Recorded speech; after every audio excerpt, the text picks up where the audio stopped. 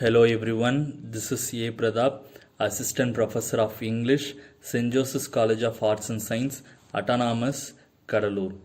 Let us see the famous short story, The Dream, written by William Somerset Maugham. He was born on 1874. He was an English writer, novelist, and essayist. He has written many novels and it was appreciated by all over the world. Okay, let us see the short story briefly. The dream, it is the one of the most common yet feared dreams is the experience of falling in dreams or dreams of falling. The dream can be as simple as falling out of bed or as extreme as falling from top of a building, ladder, rooftop, mountain, cliff, or even out of an airplane without a parachute, to name just a few. Yet, regardless of the height the dreamer is falling from in the dream, the experience is terrifying to the dreamer. As a result, the dreamer generally wakes up hyperventilated, afraid, filled with anxiety, sweating, struggling for each breath he takes, heart pounding in his chest as if it were about to explode. Somerset Maugham narrates one such experience of a dream that he heard from a Russian traveler in transit at Vladivostok, Russia's largest port city. In August 1917, Somerset Maugham had to make a work-related trip from New York to Petrograd. As the Trans-Siberian train started at 9 in the evening, Maugham dined at the station restaurant. He shared a table with a Russian man whose appearance seemed to entertain him. Soon, both got into conversation, and the author felt that the Russian was well learned and that he was on his way back home after a long stint abroad. The Russian then proceeded to narrate about his life, stating that he was a widower. He talked a great deal about his wife, a Swiss national. He had been married for 10 years and lived on perfectly friendly terms, but for the fact that his wife had been extremely possessive of her love towards him.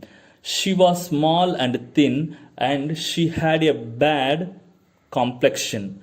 She could not bear him to be attracted to anyone but her.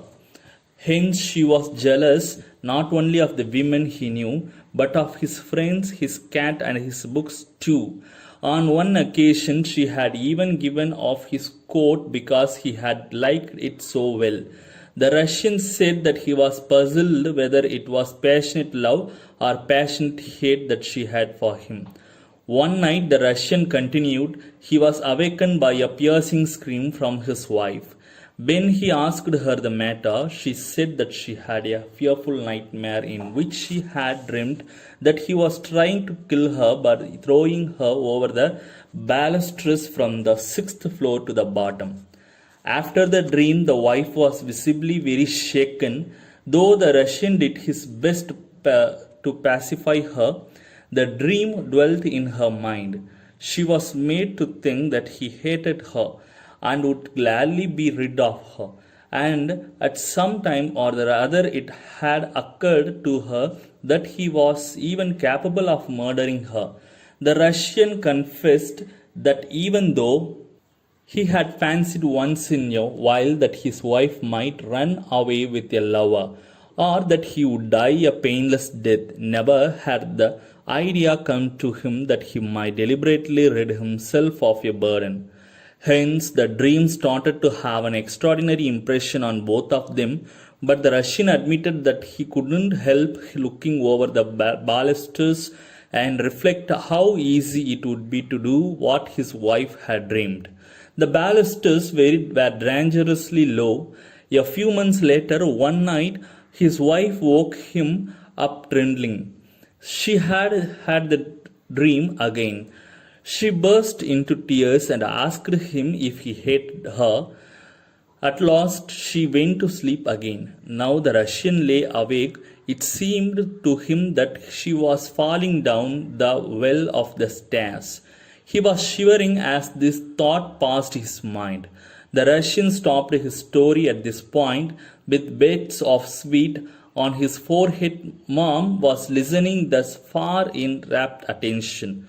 He poured himself one more round of vodka. The author could not contain his curiosity and asked him how his wife eventually died. The Russian replied that she was found by one of the lodgers late one night at the bottom of the stairs with her neck broken. When the author asked him where he was at the time of her death, the Russian replied that he was spending the evening with a friend and could manage to come to the scene of crime only an hour later. Now it was getting late for the author to go and catch his train, and the author was still perplexed about the whole story, as he couldn't make out whether the Russian had murdered his wife or making out sarcastic joke at the author's expense.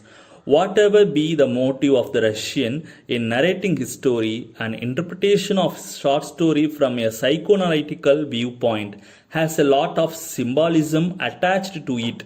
According to Sigmund Freud, considered the father of psychoanalysis, all dreams are forms of wish fulfillment, attempts by the unconscious to resolve a conflict of some sort.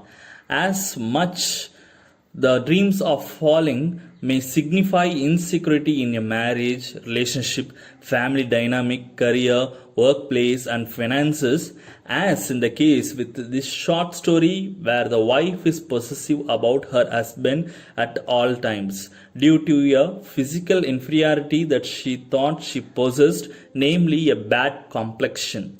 Thus, among other causes, falling dreams, according to psychologists, can also be the result of an inferiority or inadequacy or lack of self-confidence the dreamer has or feels she has with regard to relationships, marriage, that is causing the dreamer to feel he is not going to measure up to the challenges demanded of her. I hope that you have understood this short story. Thank you for listening and watching.